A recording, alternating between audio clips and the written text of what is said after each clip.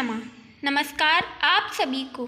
आज इस वीडियो में श्रीमद् भगवद गीता का 7वां अध्याय सुनाने जा रहे हैं, जिसके श्रवण करने से एक ब्राह्मण को पितृ ऋण से मुक्ति व सर्वयोनि से उद्धार हुआ। तो सुनते हैं भगवद गीता के 7वें अध्याय के महात्म को। सुनिए। भगवान शिव कहते हैं, पार्वती अब मैं 7वें अध्याय का महात्म बतलाता हूँ, जिसे सुनकर कानों में अमृत राशि भर जाती है। पाटलिपुत्र नामक एक दुर्गम नगर है, जिसका द्वार बहुत ही ऊंचा है। उस नगर में शंकुड नामक एक ब्राह्मण रहता है। उसने वैश्यव्रती का आश्रय लेकर बहुत धन कमाया, किंतु ना तो कभी पितरों का तर्पण किया और ना देवताओं का पूजन ही। वह धनोपार्जन में तत्पर होकर राजाओं को ही भोज दिया करता था। एक समय की बात है, उस ब्राह्मण ने अपना चौथा विवाह करने के लिए पुत्रों और बंधुओं के साथ यात्रा की। मार्ग में आधी रात के समय जब वह सो रहा था, एक सर्प ने कहीं से आकर उसकी बाह में काट लिया। उसके काटते ही ऐसी अवस्था हो गई कि मणि, मंत्र और औषधि आदि से भी उसके शरीर की रक्षा असाध्य जान पड़ी। तत्पश्चात कुछ ही क्षणों में उसके प्राण पखेरु उड़ गए। फिर बहुत समय के बाद वह प्रेत सर्प योनि में उत्पन्न हुआ। उसका चित्त धन की वासना में बंधा था। उसने पूर्व वृतांत को स्मरण करके सोचा, मैंने जो घर के बाहर करोड़ों की संख्या में अपना धन गाड़ रखा है, उससे इन पुत्रों को वंचित करके स्वयं ही उसकी रक्षा करूंगा। एक दिन सांप की योनि से पीड़ित होकर पिता ने स्वप्न में अपने पुत्र के समक्ष आकर अपना मनोभाव बताया।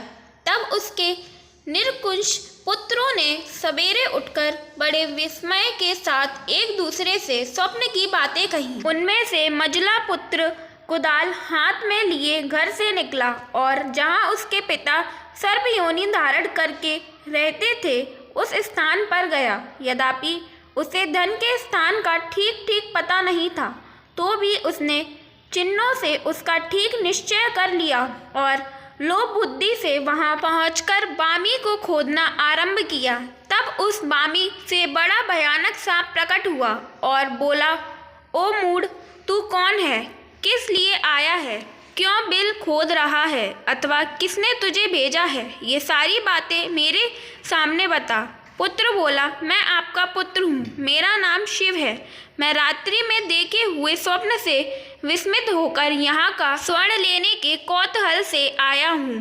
पुत्र की यह वाणी सुनकर वह सांप हंसता हुआ उच्च स्वर से इस प्रकार स्पष्ट वचन बोला, यदि तू मेरा पुत्र है तो मुझे शीघ्र ही बंधन से मुक्त कर। मैं पूर्व जन्म के गड़े हुए धन के ही लिए सर्प योनि में उत्पन्न हुआ हूँ। पुत्र ने पूछा, पिताजी आपकी मुक्ति कैसे होगी?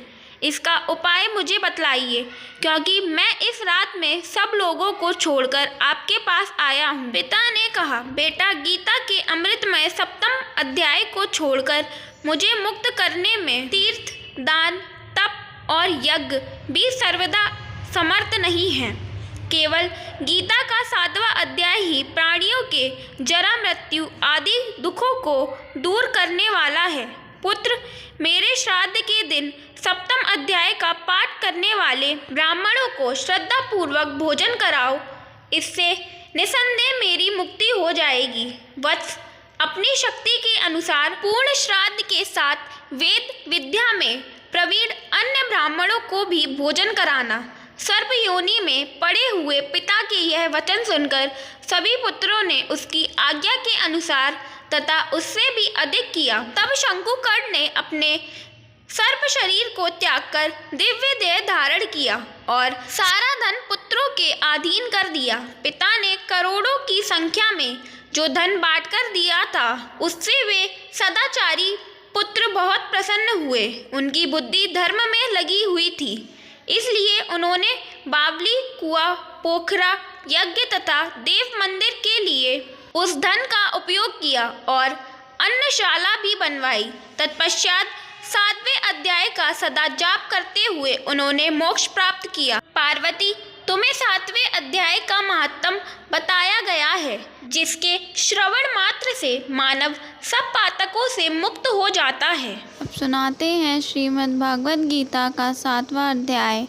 उसके उपरांत श्री कृष्ण भगवान बोले, हे पार्थ, तू मेरे में अनन्य प्रेम से आसक्त हुए मन वाला और अनन्य भाव से मेरे परायण होकर योग में लगा हुआ मुझको संपूर्ण विभूति, बल, ऐश्वर्य आदि गुणों से युक्त सबका आत्मस्वरूप जिस प्रकार संशय रहित जानेगा, उसको सुन।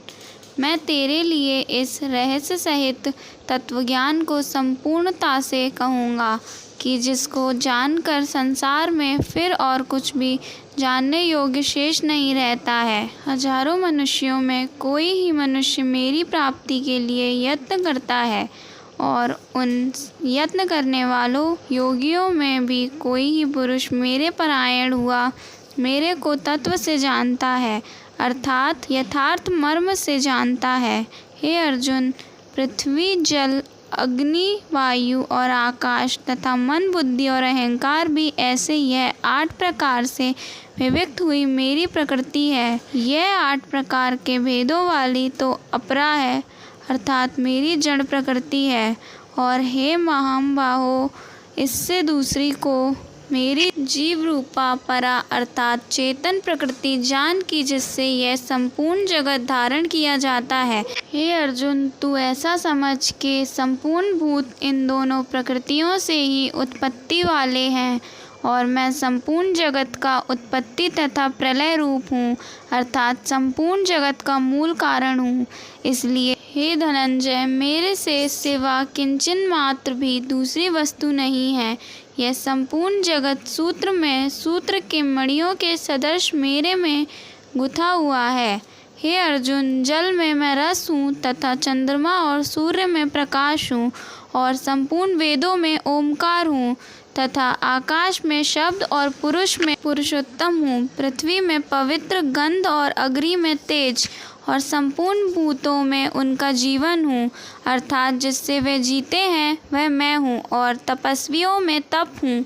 हे अर्जुन, संपूर्ण भूतों का सनातन कारण मेरे को ही जान। मैं बुद्धिमानों की बुद्धि और तेजस्वियों का तेज हूँ।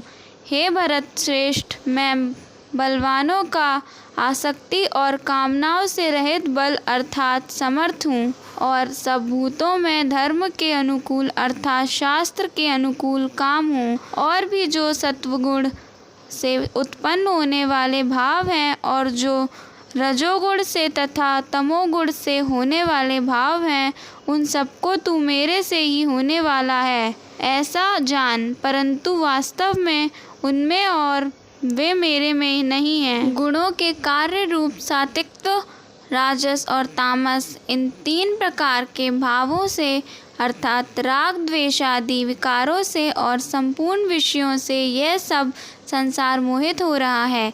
इसीलिए इन तीनों गुणों से परे मुझ अविनाशी को तत्व से नहीं जानता, क्योंकि यह अलौकिक अर्थात अति अद्भुत त्रिगुणमयी और योग माया बड़ी दुस्तर है। परंतु जो पुरुष मेरे को ही निरंतर भजते हैं, वे इस माया को उल्लंघन कर जाते हैं, अर्थात संसार से तर जाते हैं।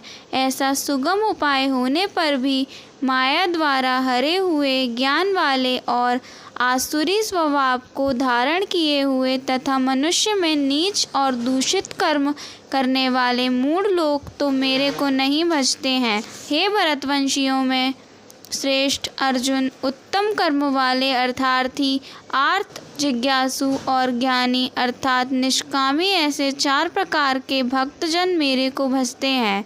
उनमें भी नित्य मेरे में एक ही भाव से स्थित हुआ अनन्य प्रेम भक्ति वाला ज्ञानी भक्त अति उत्तम है, क्योंकि मेरे को तत्व से जानने वाले ज्ञानी को मैं अत्यंत प्रिय हूँ और वह ज्ञानी मेरे को अत्यंत प्रिय है। यद्यपि ये सभी उदार हैं अर्थात श्रद्धा सहित मेरे भजन के लिए समय लगाने वाले होने से उत्तम है, परंतु ज्ञानी तो साक्षात मेरा स्वरूप ही है, ऐसा मेरा मत है। क्योंकि वह स्थिर बुद्धि ज्ञानी भक्त अति उत्तम गति स्वरूप मेरे में ही अच्छी प्रकार स्थित हैं, जो बहुत जन्मों के अंत के जन्म में तत्व ज्ञान को प्राप्त हुआ ज्ञानी सब कुछ वासुदेव ही है, अर्थात वासुदेव के सिवा अन्य कुछ है ही नहीं। इस प्रकार मेरे को भजता है वह महात्मा अति दुर्लभ है। हे अर्जुन, जो विषयासक्त पुरुष है वे तो अपने स्वभाव से प्रेरे हुए तथा उन भोगों की कामना द्वारा ज्ञान से भ्रष्ट हुए उस नियम को धारण करके, अर्थात जिस देवता की पूजा के लिए जो नियम लोक में प्रसिद्ध हैं उस नियम को धारण करके अन्य देवताओं को भजते हैं, अर्थात पूजते हैं। जो सकामी भक्त जिस देवता के स्वरूप को श्रद्धा से पूजना चाहता है उस भक्त की मैं उस ही देवता के प्रति श्रद्धा को स्थिर करता हूँ। वह पुरुष उस श्रद्धा से युक्त हुआ उस देवता के पूजन की चेष्टा करता है और उस देवता से मेरे द्वारा ही विधान किए हुए उन इच्छित भोगों को निसंदेह प्राप्त होता है, परंतु उन अल्प बुद्धि वालों का वह फल नाशवान है तथा वे देवताओं को पूजने वाला देवताओं को प्राप्त होता है और मेरे भक्त चाहे जैसे ही भजें शेष में वे मेरे को ही प्राप्त होते हैं। ऐसा होने पर भी सब मनुष्य मेरा भजन नहीं करते। इसका कारण यह है कि बुद्धिहीन पुरुष मेरे अनुत्तम अर्थात जिससे उत्तम और कुछ भी नहीं ऐसे अविनाशी परम भाव को अर्थात आजमा अविनाशी हुआ भी अपनी माया से प्रकट होता हूँ। ऐसे प्रभाव को तत्व से न जानते हुए मन इंद्रियों से परे मुझ सच्चिदानंद घन परमात्मा को मनुष्य की भांति जन्म कर व्यक्ति भाव को प्राप्त हुआ मानते हैं। अपनी योग माया से छिपा हुआ मैं सबके प्रत्यक्ष नहीं होता हूँ, इसीलिए यह अज्ञानी मनुष्य मुझ जन्म रहित अविनाशी परमात्मा को तत्व से नहीं जानता है, अर्थात मेरे को जन्म से मरने वाला समझता है। हे अर्जुन, पूर्व में व्यतीत हुए और वर्तमान में स्थित तथा आगे होने वाले सब भूतों को मैं जानता हूँ, परंतु मेरे को कोई भी श्रद्धा भक्ति रहित पुरुष नहीं जानता, क्योंकि हे भरतवंशी अर्जुन, संसार में इच्छा और द्वेष से उत्पन्न हुए सुख दुख आदि द्वंद्व रूप मोह से संपूर्ण प्राणी अति अज्ञानता को प्राप्त हो रहे हैं, परंतु निष्काम भाव से श्रेष्ठ कर्मों का आचरण करने वाला जिन पुरुषों का पाप नष्ट हो गया है वे राग द्वेष आदि द्वंद्व रूप मोह से मुक्त हुए और दृढ़ निश्चय वाले पुरुष मेरे को सब प्रकार से भजते हैं। जो मेरे शरण होकर जरा और मरण से छूटने के लिए यत्न करते हैं वे पुरुष उस ब्रह्म को तथा संपूर्ण अध्यात्म को और संपूर्ण कर्म को जानते हैं। जो पुरुष अधिभूत और अधिदैव्य के सहित तथा अधियज्ञ के सहित सबका आत्म रूप मेरे को जानते हैं, अर्थात जैसे भाप बादल धूम पानी और बर्फ यह सभी जल स्वरूप हैं, वैसे ही अधिभूत अधिदैव्य और अधियज्ञ आदि सब कुछ वासुदेव स्वरूप है। ऐसे जो जानते हैं वे युक्त चित्त वाले पुरुष अंतकाल में भी मुझको ही जानते हैं, अर्थात प्राप्त होते हैं। तो यह गीता का 7वां अध्याय पूर्ण होता है। जय श्री हरि, जय श्री कृष्णा, राधे राधे।